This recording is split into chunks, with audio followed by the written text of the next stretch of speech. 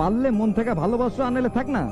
একটা মানুষকে এভাবে মেরে ফেলানোর তো আর কোনো মানে হয় না, তাই না?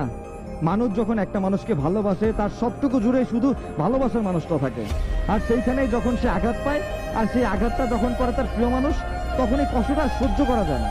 দরকার কি একটা মানুষকে কষ্ট দেওয়ার, তার কাছে একটা বদদোয়ার মানুষ হওয়ার? সারাটা জীবন হাতটা যদি ধরে রাখতে পারেন তাইলেই ধরেন। মাঝপথে যদি ছেড়ে চলে যাওয়ার ইচ্ছাই থাকে তাহলে আর প্লিজ শুধু শুধু একটা জীবন নষ্ট করবেন না। আপনার এই টাইম পাস হয়তো কারো সুন্দর জীবনটাকে শেষ করে ফেলবে।